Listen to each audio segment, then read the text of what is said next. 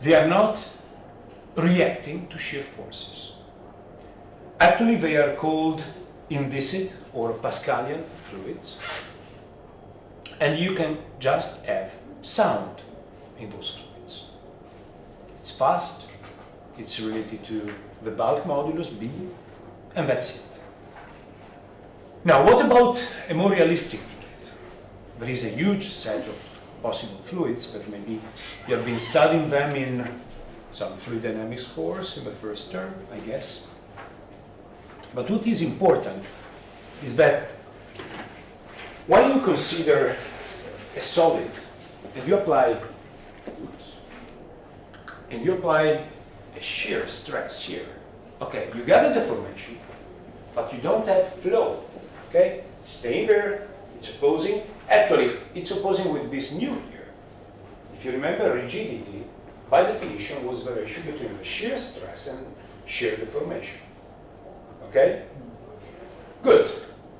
What if you take a fluid here and you perform the typical experiment of putting a piece of wood and you pull it? Well, for an ideal fluid, no reaction, and you can take the piece of wood without any effort. That's the ideal fluid. But in a more realistic fluid, okay, you have to apply a given shear force here. The piece of wood will flow, and that part of the flow will also occur in the layers beyond until the end of a fluid layer. Here velocity is 0, here velocity is the initial one, and you create a gradient of velocity. Remember, for an infinitely rigid material, you have no flow. You apply a shear, no, it's rigid. On the other side, ideal fluid, you apply a shear, no reaction. But in the middle, we can have a sort of a velocity profile here, going from the initial velocity to the final one that is typical example of a Newtonian fluid. Now, what is the difference? The difference is that this is not working. When you consider a Newtonian fluid compared to an ideal fluid, infinitely rigid one, immediately you will have to take care about the shear strain. So you have your part here, you have the fluid, the bottom of the fluid, your piece of wood, you apply a force that is tangential, you get an initial velocity here, and velocity here is 0. And you create a velocity profile. That's the typical sketch of a Newtonian fluid. Good. Can we measure in some way shear strain? Well, in this case it's easy. It's this amount. This is the height of the fluid, and you get this. If you want to be more accurate from a mathematical point of view in continuum mechanics, you can write this. Now, what about the shear rate? Well, it's a rate, so you have to consider the variation in time of this one. It's gamma dot. You perform this, you can exchange it, and you get immediately that the shear rate is dependent upon the velocity profile. A Newtonian fluid is, by definition, a material for which this is a constant. And it's given by the slope of this line here. That's a Newtonian fluid. But why this is not working? Because I'm using it the other direction. Let me check. No. Yes. Okay. That's the typical picture. Nothing is new here for you. I hope it's no news also for you. My list. Good news. Okay, that's it. Usually this is an argument that is developed in the first physics courses about fluid dynamics. What's next? Nothing new on this side here. Okay, let's be other plot of a constitutive law.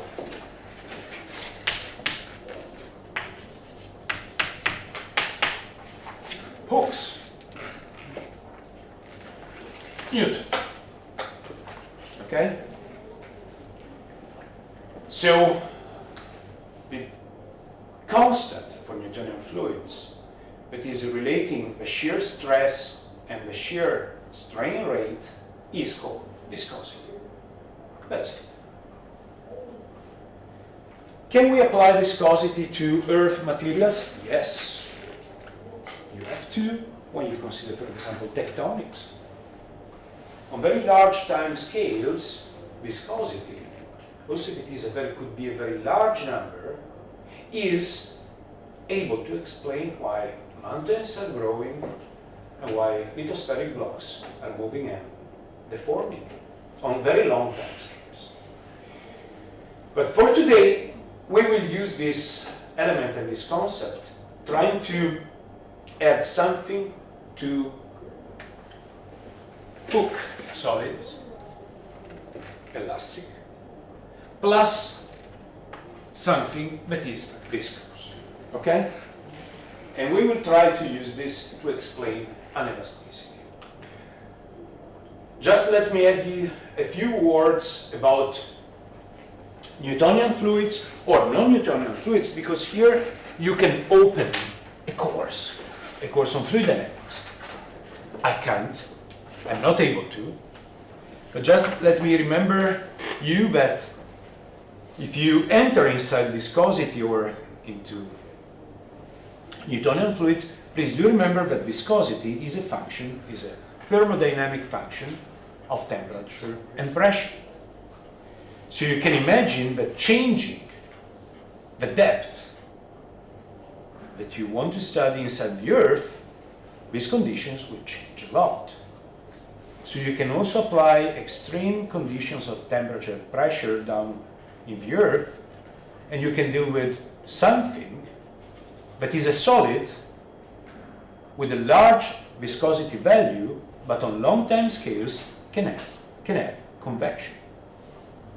So please do remember this on different time scales. Is this constant also change for the same material? So suppose I have one material and I am going to change the temperature and pressure of that material. One specific material, because the viscosity is material dependent quantity here. Oh, definitely, yes. No, sorry. Also an elastic material has a lambda and a mu. Okay, so once you define lambda mu, you define it's a property of a material. If you want, you can add lambda, comma, mu, comma, viscosity. So definitely, yes. I'm referring to a material inside the Earth, but one material. So like a layer can be described by Vp, Vs, density, that's not trivial, you can add viscosity. So it's definitely material dependent, definitely. Oh yeah, sure, as I was writing. Okay. What's next? Remember that what we're going to use today, using Newtonian fluids, is just a tiny fraction of different rheological materials. For example, you may consider not only, well, here I've left the writing ideal fluids. Do you see them? Yes, viscosity is 0. Pardon? Ideal fluid means viscosity is 0. So what are the ideal materials? It's flat, it's there. It's not visible, but it is here. Okay, it's leaping there. Newtonian, you may have a yield stress. So some material that just after some stress, it's behaving like a fluid. With a naive version, let me tell you something like ketchup. You need to shake it before it's going to behave like a fluid. So that's called a yield stress. Or you may have many other different behaviors, linear or not linear, like pseudoplasty and stuff like that. So actually, the map in this plane here with shear stress and strain rate can be various, and you can have also power laws here. Sorry, can you go to the first slide? So the one which is like the one which is This one? Yeah, this is for example the case of the liquefaction during the Oh, Could it be? But actually, that is supposed to be a non-linear process. In some way, you're going to break the linearity of. Okay? That's linear. What's happened? What could happen when you overcome some limit? You may break it if it is brittle. You can deform it. If you remove this dot here, you can imagine something like that. Or, but it's due to the presence of water inside the pores, after a given value, the modulus is I would explain that in a different way. Lambda and mu are elastic parameters, right? And they are linear. If you write them as a function of A, they are no more linear. So I would say, okay, in this plane here, they are linear until a given amplitude, and then they behave in a different way. But once you remove everything, the material is going back to the elastic procedure. Here you have flow of material.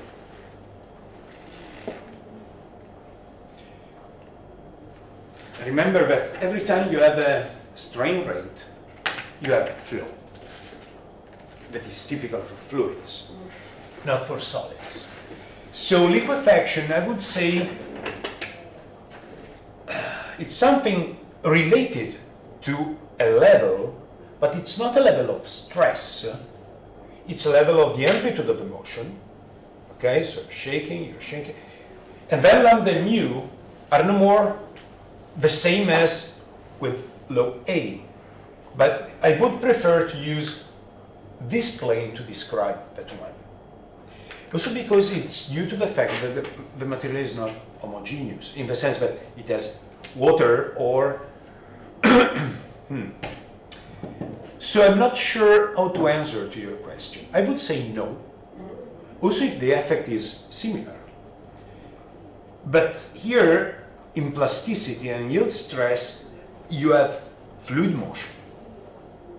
In a solid, you're not taking this table away with flow. But part of it, yes, because it's going to liquefy, so you see the water, but that piece of material is staying there. You know what? I'm very impolite. You can ask this to Stefano, because he's supposed to deal with this part, and he has been dealing many times. I would give a different answer. Also, if this plot here sounds something, so a limit, and then go. But you know, ketchup, when it's moving like a fluid, it's no more a solid. It will become again, but in a different position. I don't know. I don't like my answer. Just to tell you that, remember that you can open a course on this and deal with different fluids with power laws there. So we are simply using tau 0, 0 and then equal 1. Because I'm not able to develop a fluid dynamics course. This is the scheme of what we are supposed to do. Okay. Wave physics course was based on this. Okay? And that was enough. Fluid dynamics course was dealing with viscous fluids. Now, what if we are going to mix them? Let's imagine to build a material with two boxes. One box is the elastic, the classical one for us. The other one is something viscous. And let's imagine to couple them.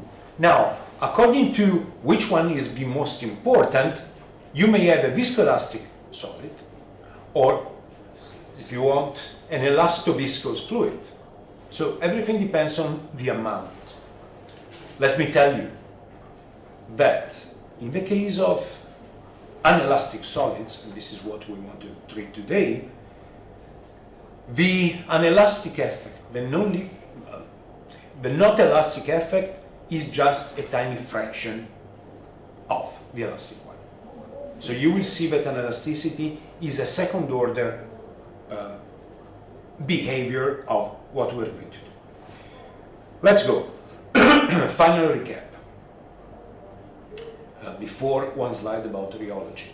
So up to now, we have been considering, well, not these ones. With this case here, for rigid materials, no way physics course. That would be great, but sorry for that, we already did it. Hookean solids, fine, and we can study sound waves, seismic waves, whatever. In this case here, nonlinear solids, liquefaction, that's an important study for materials that are nonlinear. Maybe you will touch some of them with Stefano Parolai. On the other side, okay, the beautiful dry water that we consider in the wave physics course, linear viscous, what we're going to use today, and if you want, you can go to nonlinear materials. All these features here deal with rheological behavior of a material. Now, rheology is, you can call it a new science because, it's not new, but it's material science. It was starting in the 60s, 1960s, at the border between chemistry, physics, and whatever, and now also, if you want, fluid mechanics, stuff like that. The idea is to study the response of materials to stresses in time. And one of the founders of the modern rheology, that is Reiner, he used to deal with just to classify materials with Deborah number, that is taking this from also the mountains flow. And there is a parameter that maybe is too simple, but it's quite intuitive, that is related to 2 times. So times of relaxation and times of observation. And you have 2 behaviors. For example, if I knock on this table, it's solid. You hear the sound. We can measure vibrations. It's beautiful, it's fair. So actually, our time of observation of this material here is very short. So you can imagine that a solid-like response is something whose time of relaxation is much longer than the time necessary to observe some other phenomena. Like, for example, the propagation of seismic waves inside the Earth. 1 hour and a half. It's nothing. So it's solid. But on the other side, you may have something that has a very long, very short time of relaxation. Or, if you have time enough, it will behave like a fluid. So you see, if you look at this table for, I don't know, 40 years, with myself here, okay, it's going to flow. And it will deform permanently, like lithosphere. So that's the idea. So rheology, if you want, is something that is dealing with flow in time of materials. Everything is flowing, also mountains. But for us, it is time to go towards much simpler models, like viscoelastic solids. And to do this, we will now build the simplest cases of a viscoelastic circuit. Why we want to do this? Why we have to do this? To create a model able to explain an elasticity in the Earth. Is that clear? So, to do this, we will try to perform some experiments on viscoelastic networks, the simplest ones. We will stop at the simplest, that is satisfying enough us ourselves, and how to build them, starting with the 2 basic elements of these circuits. Now, which ones? First, the spring. Spring is hook. It's nice. We have stress, strain, and we have one elastic modulus. For example, mu for shear. Okay? No time. Action, immediately a reaction. We remove the action, we go back to the equilibrium. Can you imagine to apply two very simple experiments to this material here? Now, for the first part of today's lecture, we will deal with two experiments, ideal experiments. First, let's apply a deformation to the system and let's study how stress evolves in time. It's called stress relaxation. You could say, well, with the spring we have no relaxation at all. We apply deformation, immediately we have stress. We remove deformation, immediately we have no stress. Do you agree with me? Good. Second experiment. We apply stress and we measure deformation. So we apply now a stress to a spring and we measure how it deforms. That's called creep experiment. You could say creeping.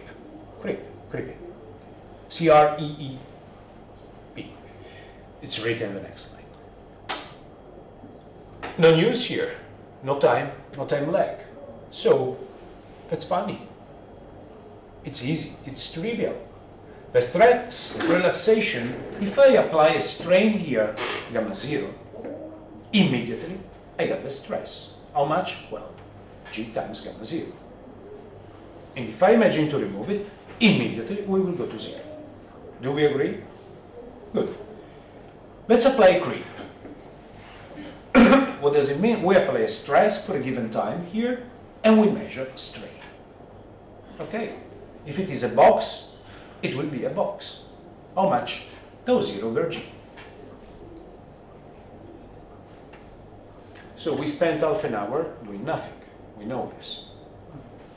Good. Let's consider the other element. Now we have a new one. Well, you should say it's not new.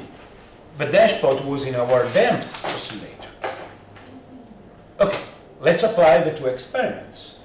Well, now we have a sort of a problem.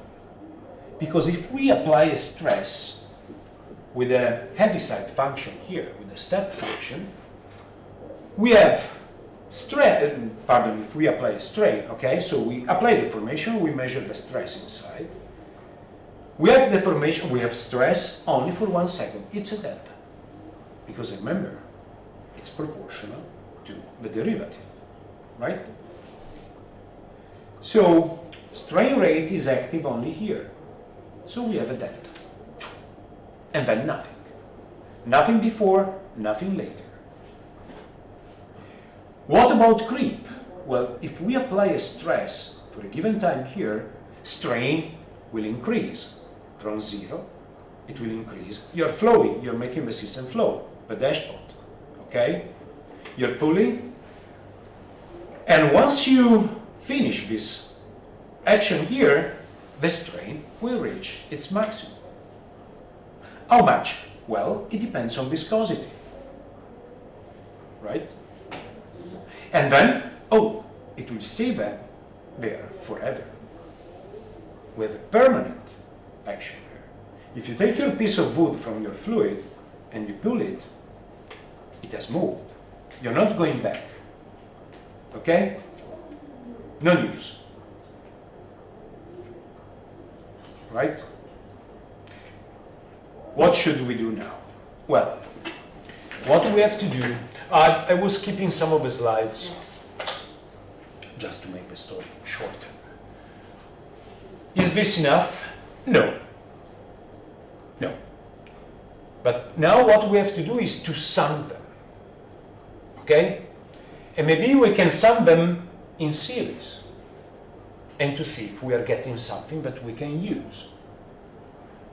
Now, what about the element in series, for example? Now, let's imagine to apply a stress or a deformation there. Now, you can imagine that if you have a spring and a dashpot, and if you apply a deformation there, for the spring, the reaction will be immediate. But for the dashpot, deformation will occur in time. And the final deformation will be the sum of the two arms. And one is taking some time, right? Okay.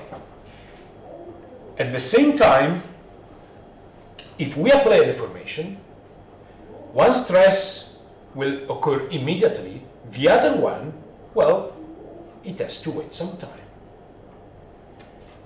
Let's consider the other possibility, a parallel. So a circuit made by a spring and a dashpot in parallel. Okay, wait a second. Now, if you apply there a stress, now the deformation of the two arms has to be the same. What is going to be summed will be the stress. So you can imagine to apply a stress and to measure deformation, or to apply deformation to measure the stress. But now the stress will be the sum, and the deformation has to be the same. Now these two viscoelastic moduli have two different names.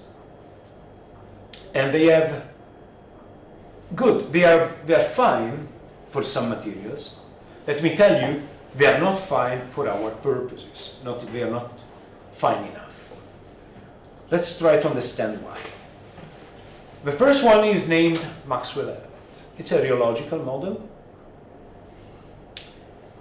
And we have to describe stress and strain for this case here. One warning. In the next slides, there will be some algebraic expressions. As usual, as far as I'm concerned with you for this course, I don't care about algebra, I just care about logic, okay? So we will go fast through some of the expressions. By the way, now we have these two elements put in series. We want to perform the two experiments and to see if the behavior is fair enough to describe a sort of a rock when a wave is passing. Let's try some algebra.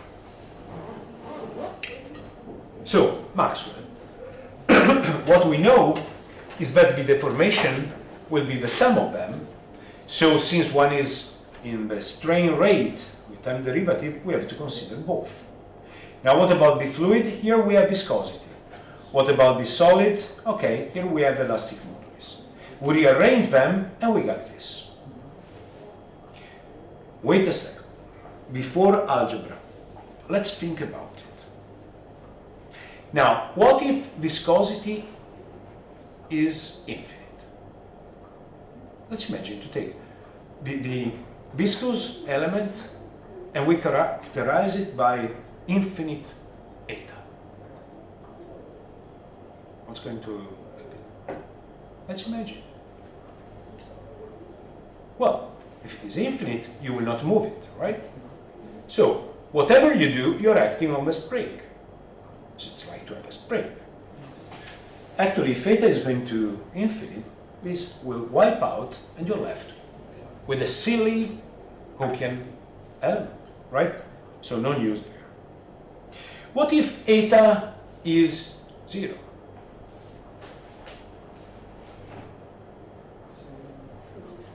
Well, you pull it and you're going to break your piece pair. It's coming with you.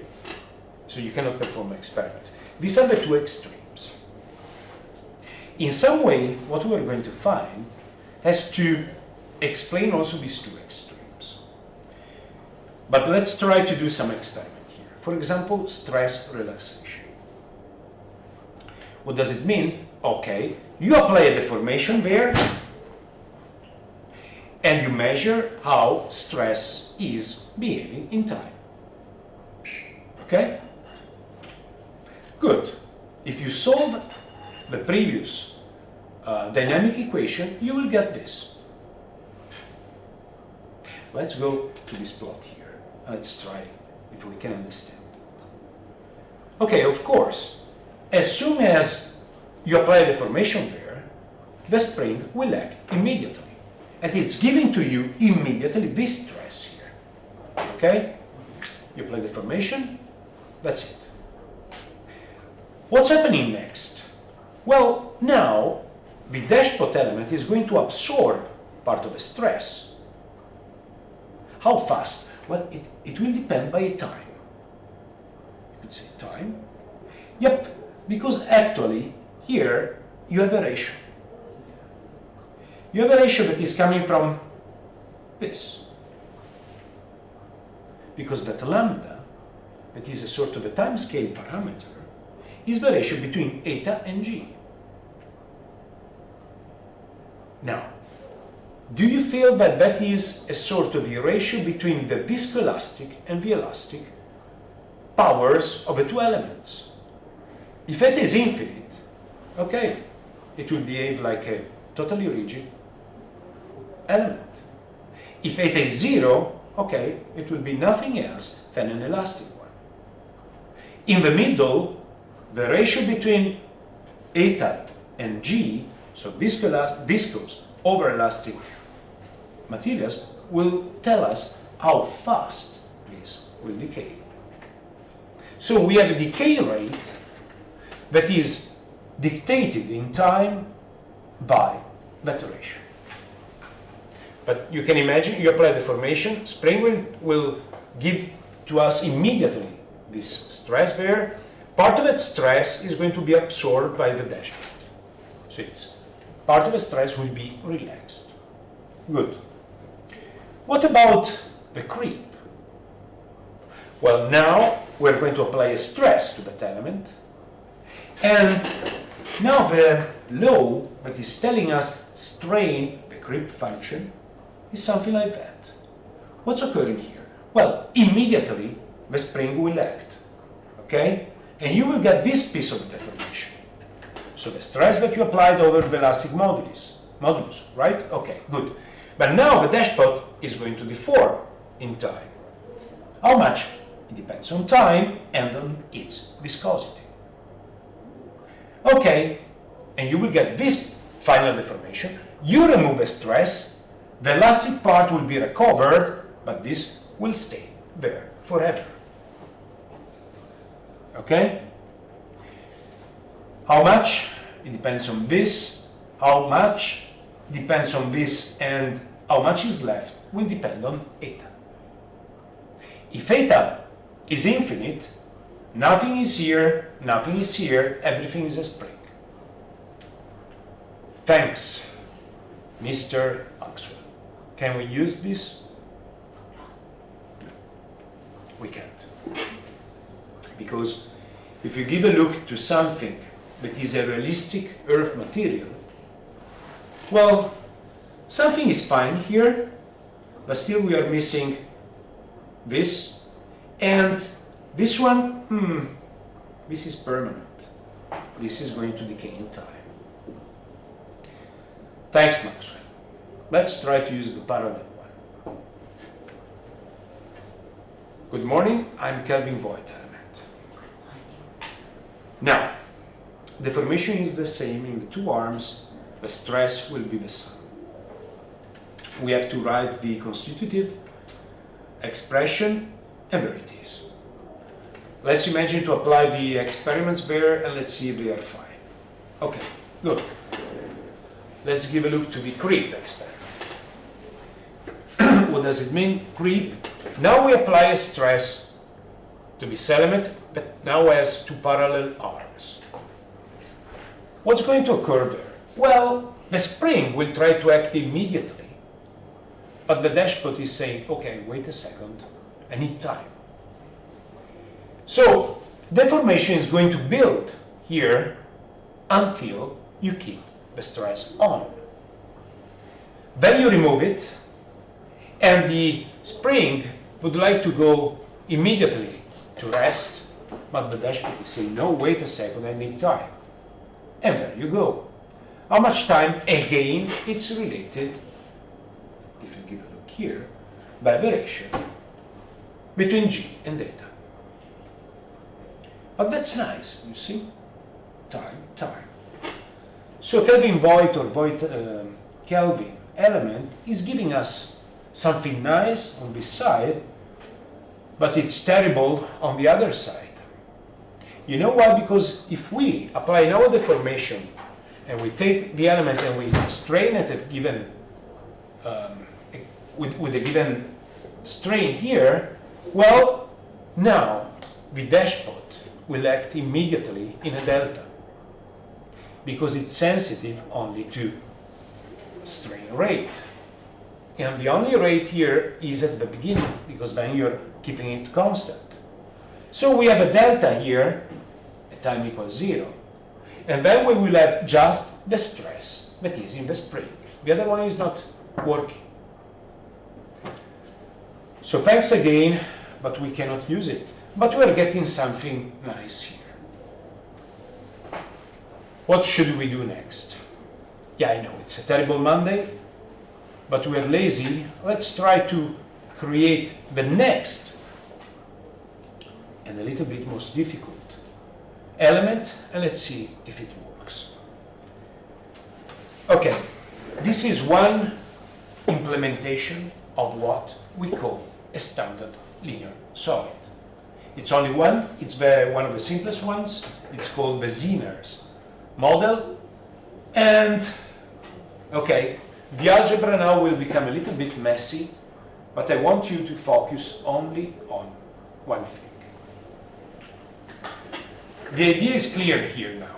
Let's take a Kelvin void plus a spring. So the circuit is decided by G1, G2, and eta. Now let's imagine to apply there a deformation. What's going to happen? Well, G2 will react immediately, right? What about G1? Well, G1 is with the dashpot. To act needs time, the time of the dashpot. And if the dashpot is infinite, it will never act, and only G2 will work, right? Good. So poor G1 is with eta. But if you give enough time, also G1 will act.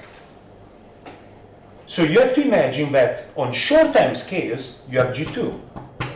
On long time scales, you have G1 and G2. Right? Good. That's the key point. What if eta is 0? Well, can you guess? If eta is 0, that arm is not working. So you have just two springs in series. So it will be an equivalent elastic solid.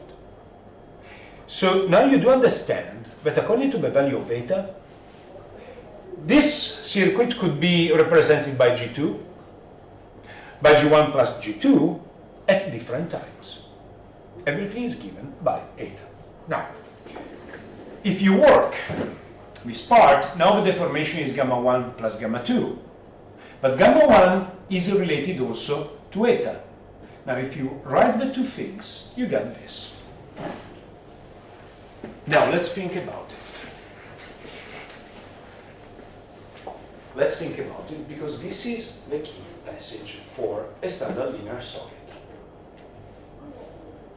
Let's imagine to perturb this element here very fast. So we're not letting the system to relax. What's going to happen? Well, if no relaxation is there, the fast processes will win. Fast process means that this part and this part, the derivatives, will act. So derivatives, we have just tau dot and gamma dot. Now, that is like a Hookean element, but ruled by G2. And it's intuitive, because if you leave no time, just this will work. Okay? If you move it fast, no time for relaxation. Oh, sorry guys, you cannot relax. The other part of the circuit will not work. Actually, the two derivatives will act, and G2 will reveal itself.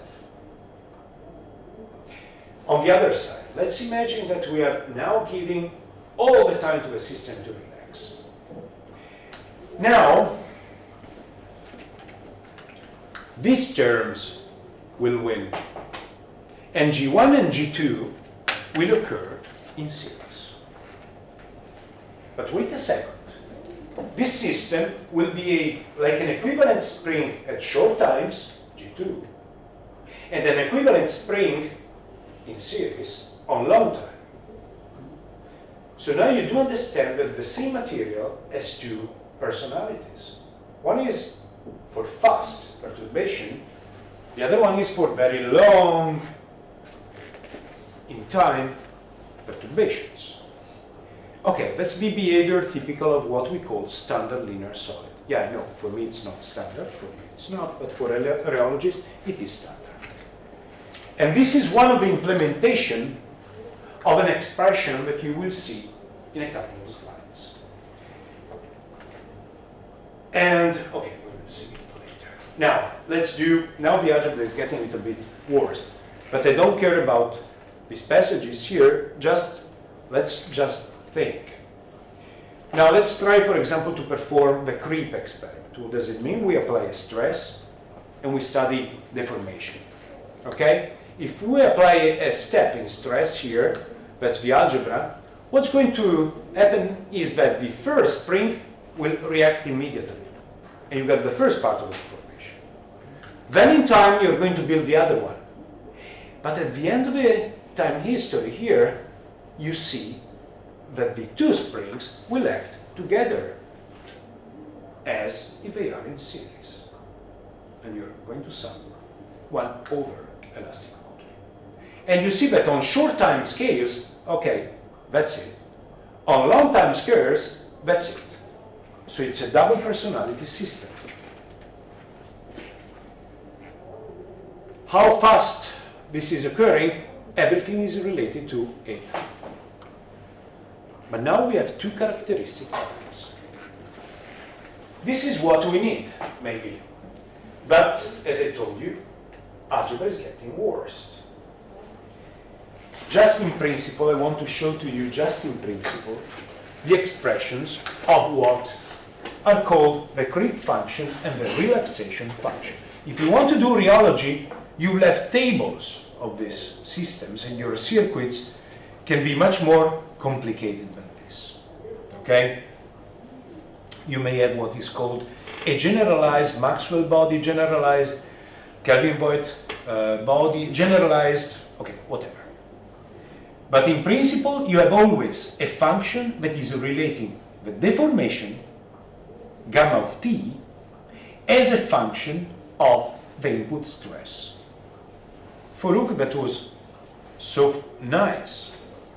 Deformation was just the stress over the elastic moduling. Here we have something different, because we have something that is time dependent. For that implementation of the SLS, the creep function, that means deformation over stress, is this. And we have one characteristic time. On the other side, the relaxation function is relating the stress as a function of time given the deformation. If you write it out, there you go, and you have another characteristic time. The message to take home is that an SLS in general will have a couple of features. It will have two characteristic times, but will decide when you have something that is active at short time scales and the other one on long time scales, and they have different behaviors and now very near to reality. And we can add now a couple of keywords: relaxed and unrelaxed. What do they mean? Well, relaxing is when you leave a system to relax. You give enough time to perform on very long time scales, and the mountains can be built. On the other side, you give no time to the material, and you have seismic waves. So you do understand that a solid in the asthenosphere can behave like a fluid on long time scales, and as a solid on short time scales. That's the rheology inside the earth. Okay, that's the expression that I was mentioning to you. And now let's take a breath, because still a couple of terrible slides. But what we conquered up to now in this hour is this expression. This is the general expression of an SLS, standard linear solid. Now you should say, why are we studying this? That's a good question. Why are we studying this? I don't know. It's a very for you and myself. But if you don't trust me, you can open Steinway session textbook and you will find exactly, but being different terminology, exactly that expression. So you can relax in the rheological sense. Now, please do remember, in wave physics or for elasticity, the relation between stress and strain was given by the Hooke's law, right? And in its simplest implementation, it was lambda mu. Good? There is no time there. That expression is a generalization, a further generalization. Because now we have stress and strain. But we have also stress derivative and strain derivative.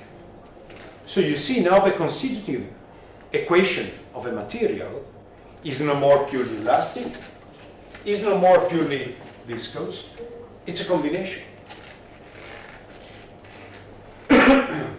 Now there are a couple of indexes here. R. R stands for relaxed.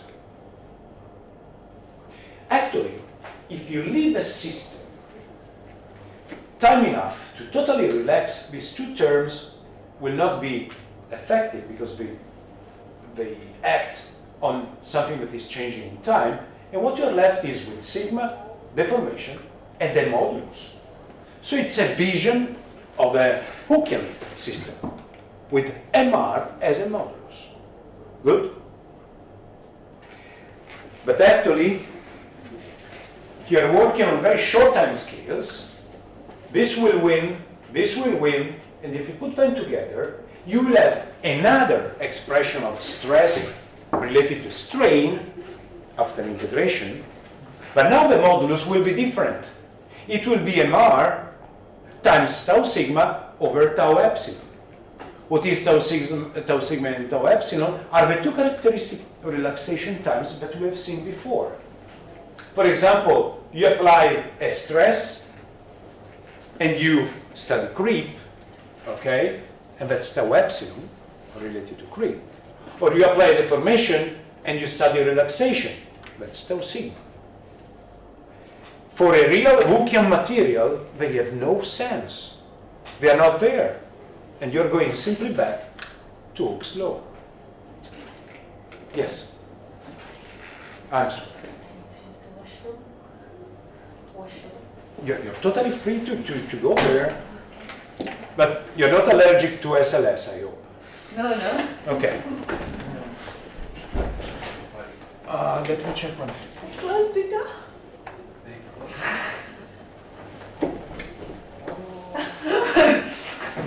Well, let's be planned, okay? Now we are not relaxed, or we are relaxed forever. Infinite viscosity. I think that the guard was passing here and thinking that no one was here. But why? By the way, let me look for an animation so that we can. It's here, it's here, it's here, and then. What is it? Okay. It needs some time. For you, is it the first time that you're looking at these concepts? Or fluid dynamics, you did it, or? Ciccia. No, però un po' più approfondito rispetto a quello che abbiamo fatto. Ok. since I know that you want to play with things here, there is a free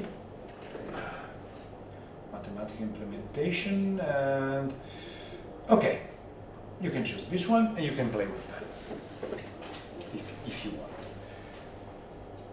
By the way, let me check. Have you been checking the ESP-SEIS slides after the weekend? This one? Sorry, which ones? Yeah, I see. Because I think I updated this one. Oh. Just some slides have been skipped and some, I think, yes, okay. It should be the, while at the on the university one, I think still you have the longest version. That's my guess. By the way, this is free. I'm not getting money from Mathematica, so you can go to the demonstration project and you can play with them, as you can see here. K1, K2 is what I was telling you. Let's see if we can increase eta. Oh. Okay. And you decrease eta. You see how the curves are changing here. And the time. And you can play with K2. And you can play with K1. So, look, this is strain versus time. That's the creep function. This is stress versus time. Oh. Can you? Thank you. But, I tried opening, it's not opening from the back. okay. Sorry. No, I'm sorry, but you know. In the meantime, what I was simply showing to you is if you Google on the Wolfram demonstration project, it's totally free.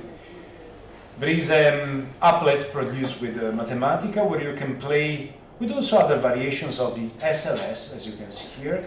This is the one that we are using here. And if you give a look to this, that's stress and strain in time. For an ideal elastic solid, that would be a line. In this case here, actually it's like to have two lines with a slope that is different at the beginning than later. I think we can, let me try to change this one. And you see that, this is changing slowly on my computer, I'm sorry, but if you see that going to extreme values of eta is letting the two lines to join together. But here, for example, you have two different lines. So it's like a different behavior at different time scales. So this is the practical implementation, mathematical implementation of what we discussed. Now, again, message to take home. This is the new general constitutive relation for a viscoelastic material arranged like a standard linear solid. R stands for relaxed, because it's the one that is taking over at infinite time or when we have no changes in time, so that these two elements are not working. This is winning, it's relaxed. On the other side, if no time to relax, okay, this will win, this will take over, and you will have another modulus. It's called U, NU, unrelaxed. So different behaviors at different times. Now wait a second, before me going on. That's a viscoelastic modulus. Now let's imagine to plug in inside these expressions. What does it mean? That we have different velocities at different frequencies. Distortion. Right. But that's not the end of the story. Because that's crucial. We will see now the picture that is the most important for this part of the lecture. It will be called the bipeak. It's beautiful, it's nice, it's related to dispersion, and we have to throw it in the waste basket. Not exactly throw it in the waste basket, but we have to complete it. By the way, yes. And for the first time in these crazy slides with some algebra inside, we see something that will become important. Now, for a general, linear, standard, solid, SLS, stress or strain can be written in terms of initial stress. So for example, this is a creep function. And in classical terms, you see that we may have at short and long times, this is going over because very long times will kill all this part and just MR will be left there. Okay? This will be killed and just one will survive. At very short times, okay, something different will occur and we will have MR times tau sigma over tau epsilon. If, let's make a check, if no viscosity or infinite viscosity, all of them, they collapse in just the classical one. So the viscous element is the one with its magnitude that is able to make one version of a Hookean solid or the other one. In general, the Cripps function can be also written not only in terms of MR, but also in MU. And that's the relation. Please do remember, for an elastic, typical elastic, this has no sense. And MR is equal to MU. But if viscous element is there, okay, we have different behaviors at different times. That's in general for an SLS. Part of this theory is developed, part of it is developed in the Steinway session textbook. And that's the terrible one, but I like it. What do we have here? We have a generalization of Hooke's law. Not in the sense of a wave physics one, because at that time, well, from F equal to minus Kx, we went to sigma and deformation. But now we have sigma, stress in time over deformation in time, can be written with a complex modulus. With a real part and then imaginary part. If mu is equal to mr, the imaginary part will be wiped out and we're just left with one. Okay? Okay, so we have different behaviors, and again, as you said, if we have different behaviors at different times, then we have dispersion. And it can be shown by no algebraic passages here, that just give a look to it, that the absolute value of a velocity can be written in this way here. So it depends on frequency. Yes? Sorry, I kind of lost it for a while. Because there are some hidden slides here.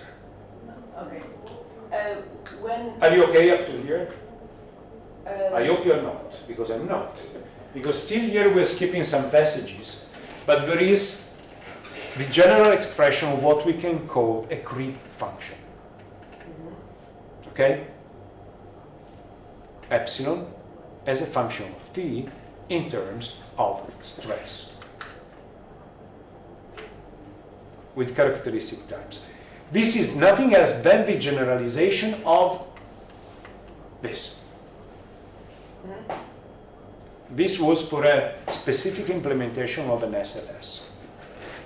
We have not developed all the algebra, but it's quite easy to write it. You see this J of t? Okay. That's one specific example for this element here of a creep function. Okay? This is the general writing of a creep function for a general SLS. Are we okay up to here? I'm not, but let's imagine that we're okay. Now, this is epsilon of t as a function of a given stress. Okay? This is the Cripps function experiment.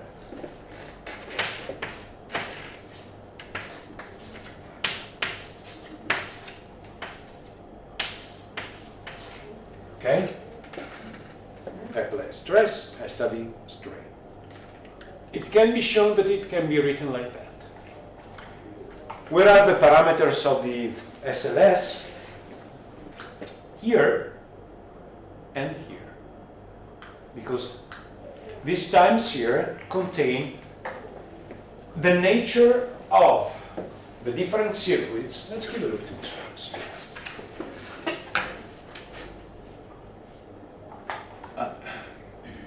You see, all these ones are different realizations of an SLS.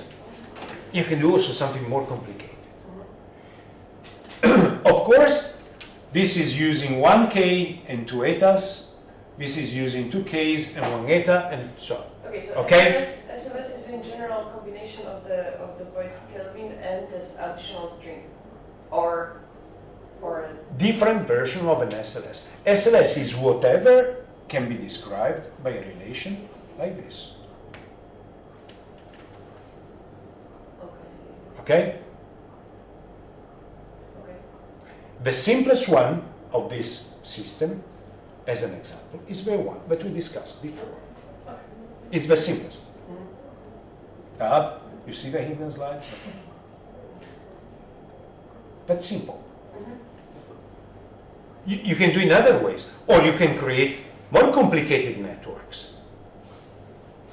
As soon as they obey to this, it's an SLS. Okay? Stress, strain, time derivative, time derivative. Constant, constant.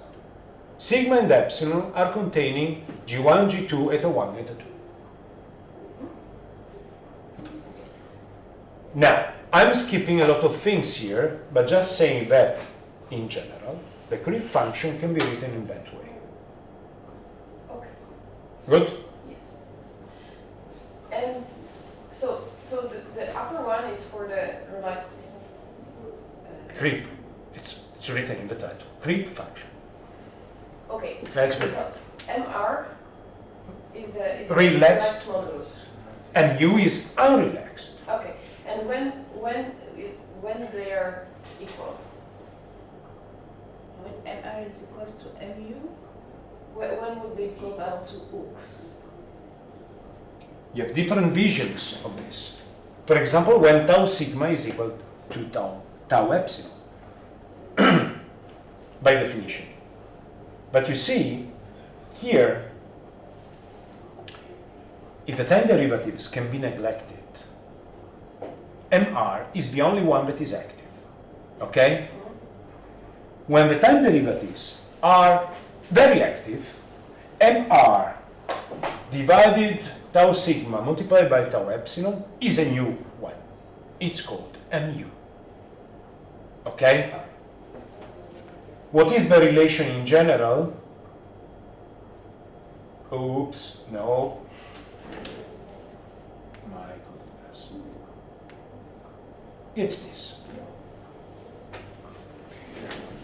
You know, there is another simpler vision to think when they are the same, when there is no difference between them, and the system that is reacting at the same time under short time scales and long time scales, right? A Hookean system. Hooke's does not care, right? And, for example, very long time scales, this is killing this. Now, strain in time is a constant proportional to sigma 0. Right? Look here. So by definition, the elastic modulus has to be the stress over the strain. It's MR. Good? Now let's go to 0 time. This is 1. 1 minus 1 plus. Now we have a different reaction. And it is related to tau sigma over tau epsilon over MR. We call that mu. Good? Unrelaxed. This is going to 0. To 1. 1 minus. Yes. Yes. Good? Yes. So we have two equivalent elastic moduli working at 0 time and infinite time. In the extreme version, there is no way to distinguish between them because they are the same. Let's imagine a material that is always reacting with a given modulus. It's like to say that MR is equal to mu.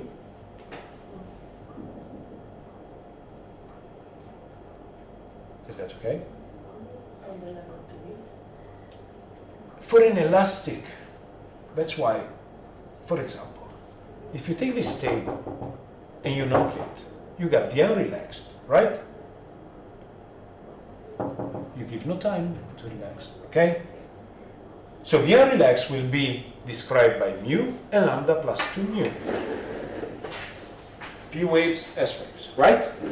Yes. Good. Now, if this system is reacting the same over long time scales, MR will be equal to mu. If it is not, these two will be different because it's going to react differently on, if you put an heavy weight here, it's going to deform in time, right? MR will be different than mu. Who is deciding the difference? It's viscosity. If it is infinitely viscous, it will stay the same.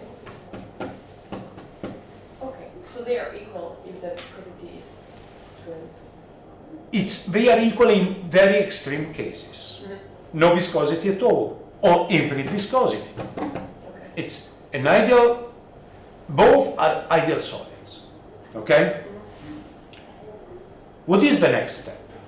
To write in general a general stress over general deformation.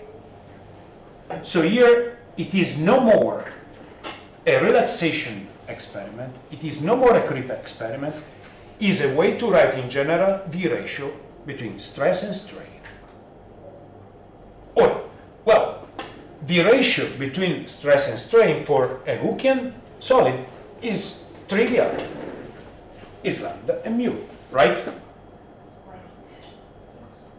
Okay.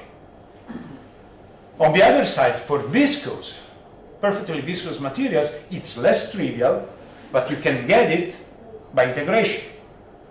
For an SLS, in general, it can be written like that if you know MR and mu. This is the general one. And of course, you need time inside. Now, what is time? It's here, because now it's complex.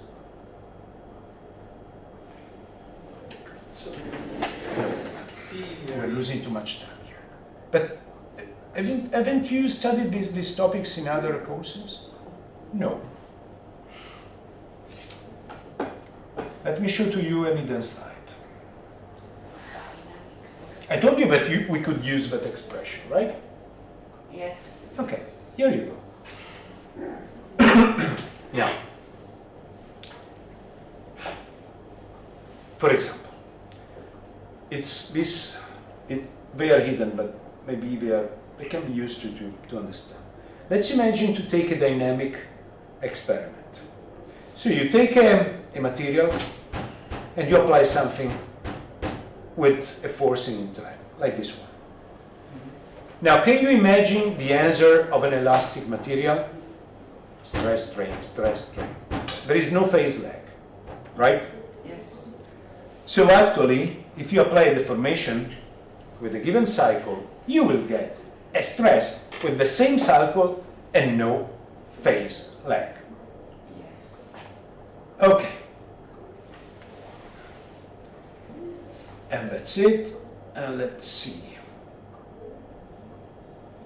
Now, let's take the dashpot. Here I don't. Now, we don't have a spring, we have a dashpot. Okay? You apply the same. What about the answer? It will depend by viscosity. it will never be in phase. Well, unless it is very extreme. If viscosity is infinite, oh, it will be always in phase, it's 0. If it is 0, it will be always in phase because it will come with you, it's going to break. But in the intermediate case, you have to wait for the response, and you will get a phase lag. So in general, the response to a dynamic cycling, to a cycle output can be written, let's see, like that. It will be always explained by a part in phase, the elastic, and a part out of phase, that is the viscous. So in general, the ratio between stress and strain will be a complex number because you need to describe time. But I decided to skip these ones and to go directly to this without any proof. Because what I'm really trying to get your attention is that it is complex. And it contains omega. Now, if we have a complex number here, and it does contain omega, we have two things. We have complex velocity, and so this means that we can explain something that is losing something in time, and then we have dispersion. And we have another consequence. But actually it's the first, but can be written with that, because now I was assuming that all the people had been studying with physics. The good old friend that we called Q, now 1 over Q can be written like that. What about you? Do you know what is Q? I think I told you. If you take do you remember? Well, the most important definition is that if you take the amount of energy that is lost in every cycle in terms of a percentage, this is 1 over 2. 2 pi is missing. Okay? Okay, no loss of energy, beautiful. Nothing is lost. Perfectly elastic medium. Do we have something? Okay, sorry, and the pendulum is going to stop sooner or later. Attenuation. This definition is coming from the simple harmonic oscillator with damping. And Q, 1 over Q, is related to 1 over gamma. This is related to gamma. That is excellent in viscosity.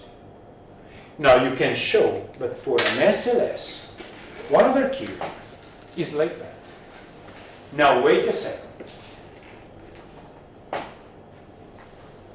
Let's imagine, let's make a check. I know it's a terrible one. Let's go back to your question, and I hope we understand when a mu and a mar are equal for an elastic field. Now, if they are equal, this will be dropped. This will be dropped.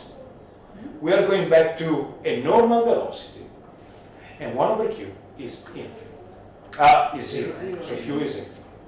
No loss of energy. No loss of energy. Okay? But if they are not the same, well, now we have a complex velocity whose absolute value depends on omega, dispersion, and we have some frequency at which, now we will see the curves, at which 1 over Q is large, and this means that energy is absorbed. Okay, all this messy part, not yet. I will not excuse you before showing to you this picture. All the terrible things that we have been doing until now just to reach this picture here. Because we tried Maxwell, we tried Kelvin Voigt, we tried SLS, we tried a generalized version, oh my goodness, of SLS, But the summary of the story till now is this. What do we have here? Frequency. And we have two plots. 1 over q and velocity. Now, on short time scales, the unrelaxed will win, and we will have one value of velocity. The one that is related to mu. Sorry, at very high frequencies. So when we are testing the material, we are not letting time to relax. That will be one value. At very short frequencies, the material has all the time to relax, but slower. MR will win. And if they are different, the two values of the velocity will be different. Dispersion. And for the SLS, there is a peak at a frequency that is the square root of 1 over tau sigma times tau epsilon, at which 1 over q has a peak. Absorption. It's called Debye absorption peak.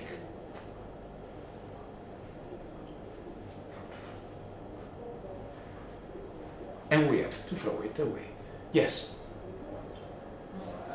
There's no any specific conceptual notion, but it's just simply the mathematics. What C is velocity, and what is A general velocity. Yeah, what is the mathematical expression for C here?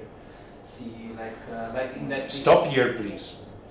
This is the general expression of M star, when M star is saying, okay, look, if you want to consider an SLS, the ratio between stress and time has to be described by a complex number, a complex modulus. You can call it viscoelastic modulus, okay?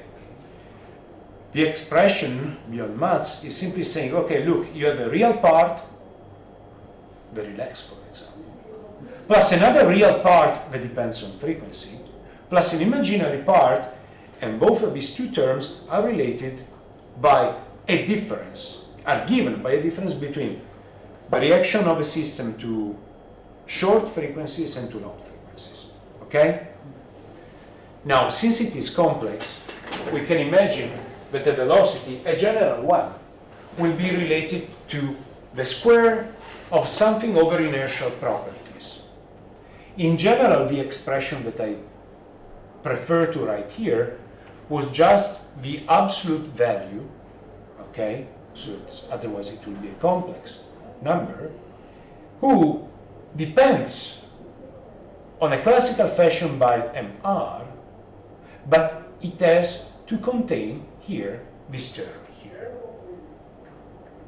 I guess yes. But omega 0 and mu 0, something is wrong. But this should be square. The square should be applied to both terms. But the idea here is, okay, if you want to have that, the absolute value of velocity will be dependent upon frequency. And at the same time, 1 over q will not be infinite. So if you want, it's a sort of a summary of the consequences of having an SLS and a ratio between a general stress over a general strain as a function of time. Because remember, this other expression, you know, I'm trying to squeeze one whole course in one lecture, 1.5 lectures, since this is finished. So we cannot enter into the maths of this. We don't want to, but just to understand that if you have an imaginary part, so a complex viscoelastic modulus, then we have a velocity that is dispersed, and we have a q value that is not infinite, or 1 over q as a peak. Now, all these models here are used in material science, not in seismology. Okay? Because you should ask me, so what? So what? So what? Now, okay, good. We have this. Is the Earth an SLS? Can we imagine that inside the Earth we have dashpots and springs?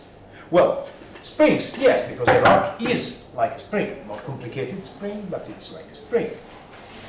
And maybe its viscous properties can be described by a dashpot. So the question is, can we imagine that the Earth is like an SLS with two springs and a dashpot? Or maybe a little bit more complicated?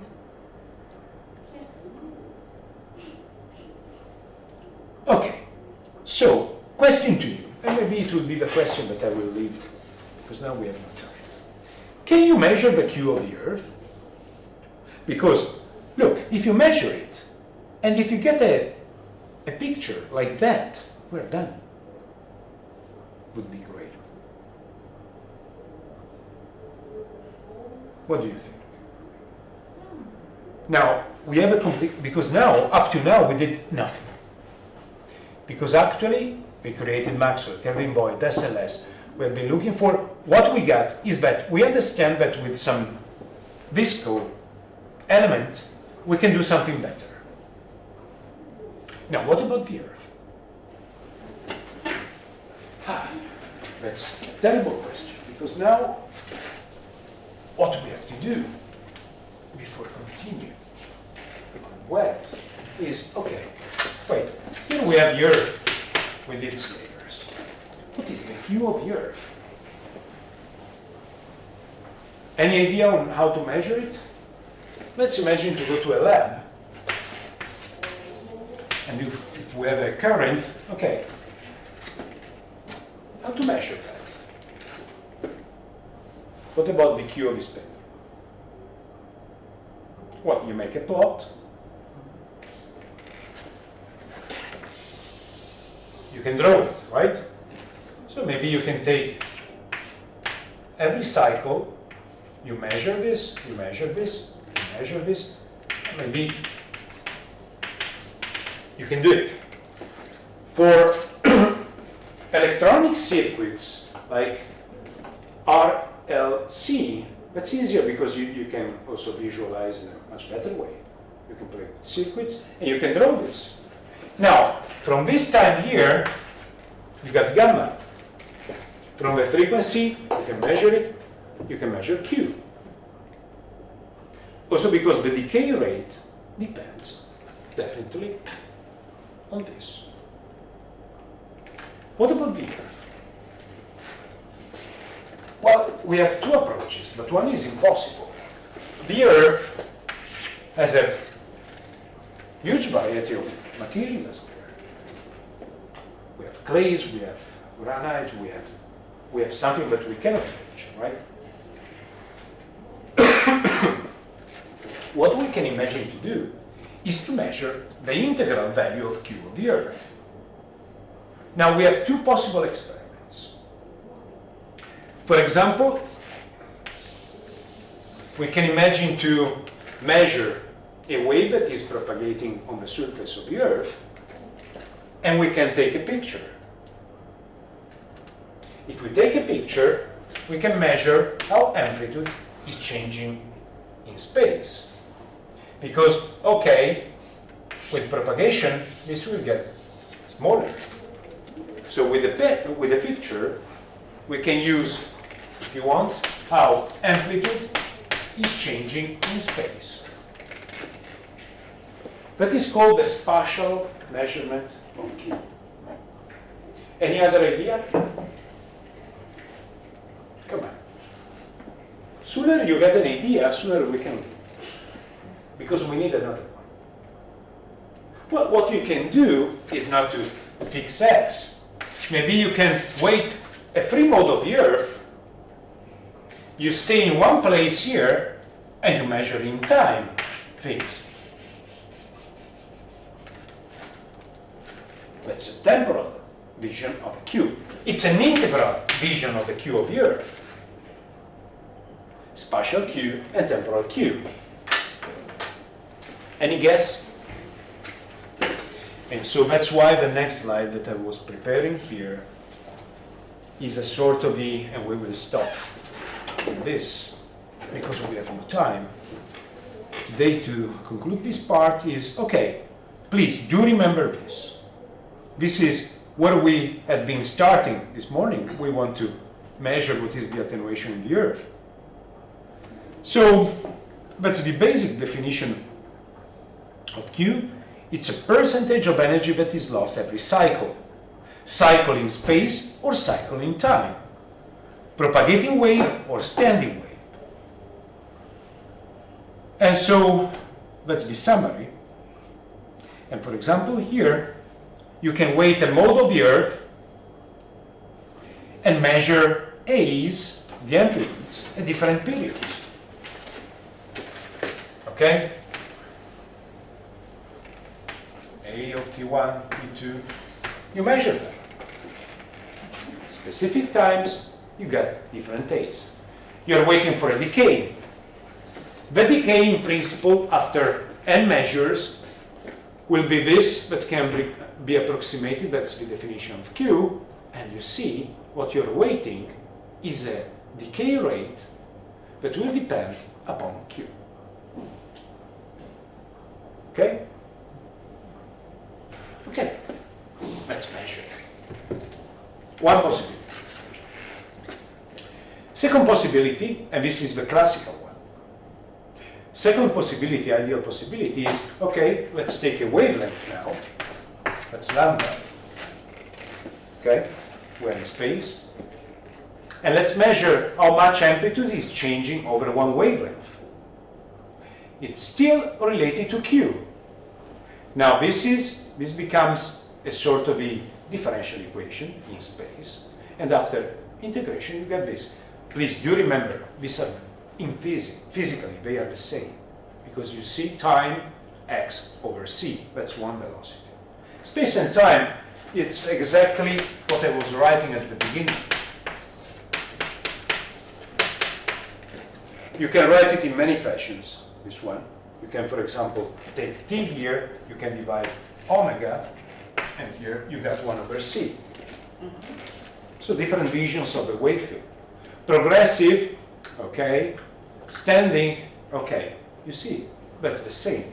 But in principle, those two measures are coming from different experiments. By the way, to cut the long story short, if you measure the Q of the Earth, what's coming out? Something nice and simple. Oh, well, it's not nice and not simple, but you can take this as an answer for today and for my course. If you stop at a given frequency, let's say 1 Hertz, you can see that the Q of the Earth is pretty much constant with values that are, okay, let's take a simple number, 100. That's the inverse, so it is. Let's take a simple number, it's 100. That's nice. It's easy to remember. It's quite large, because a Q of 100, it means that the oscillations will last. Actually, it's lower. Let's say, on average is maybe 50, 60, 70. It's a sort of an integral of all of the materials when you measure Q. Q is not constant in the Earth. In different regions, it may have large variations. You can do tomography with Q. But on average, the Q of the Earth as a whole, is, let's say, 80. So it's not one. It's not losing too much energy, but it's not infinite. And it's not showing a peak.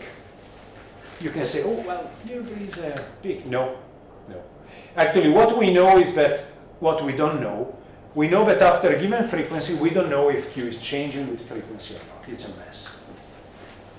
But let's say that Q, for most of the periods of the seismic waves, is constant. Why you don't know what's happening at the Because it's a mess. Because according to, it's not easy to measure those for a general Earth. You can do for materials, for single materials.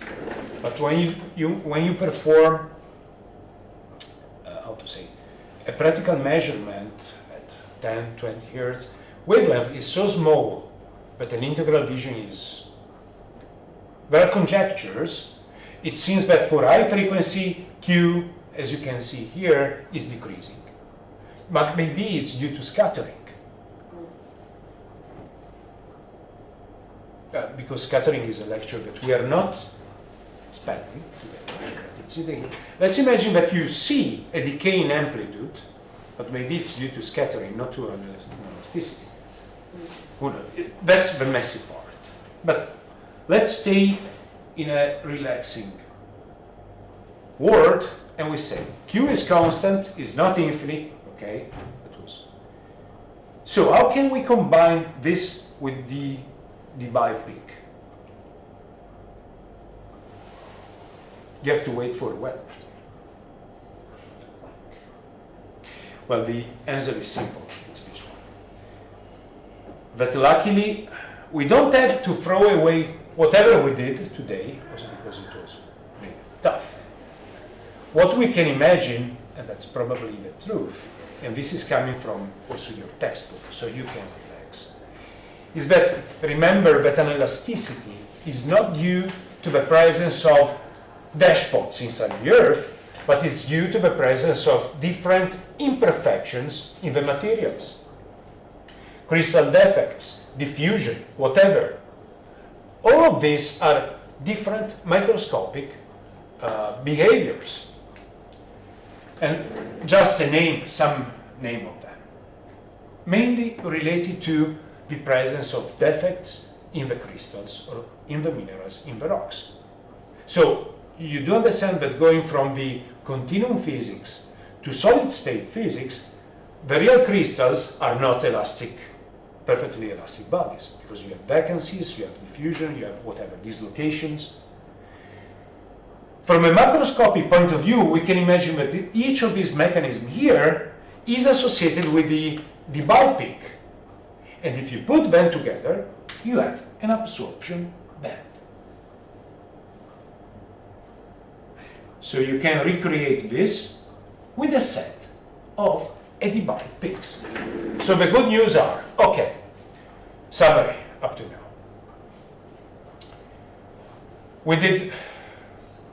We consider viscous elements, dashpots. We put them together with springs. We consider Maxwell, Kelvin Voigt, Zener. We generalize Zener to SLS. All the SLS with their messy algebra, but they show dispersion and a debye peak. What about the Earth? Well, the Earth on average has a Q of 100 and it's constant for, let's say, for quite enough frequencies here. Can we use what we explained? Yes, with a set of combined SLS. Each one is explaining one of the microscopic behaviors that are related to defects. Okay? And we are pretty much done. But we are left with one strange consequence that we will have to take care about, and it will be, okay, let's wait for a while. But we will need dispersion, but not the one of the debye peak. Okay, my friends, let me tell you, it's not easy to condense in one lecture and just a little bit more than half all this, because it could be a course. What we are trying to do is just to have, well, to understand what is rheology or viscoelastic theory, and to take what we need, trying to understand the elasticity in the Earth, and Q, and whatever. You are going to discuss part of these relaxation functions with Karim. That's why I prefer to spend 1 hour today, because maybe you're going to use it. These rheological models at long time scales. we're going to use it in short-term scales for waves. Okay? And second, because you can use these different rheologies to study a huge set of materials. So not only rocks and stuff like that. Not all, but let's say half of these slides here can be found in a very similar fashion on stainless session. Others are not, but I think they are, what is on the notes is enough. As usual, please don't let's get lost in algebra, but just in the, so complex moduli.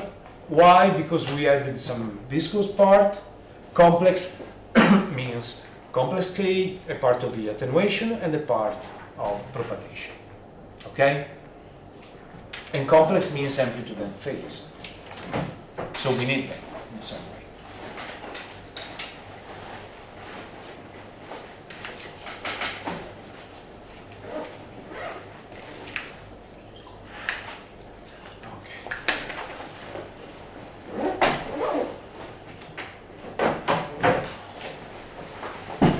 On web, we will conclude this part about Q, but we will see it also in practice, and you will see also its impact on the concept of hazard.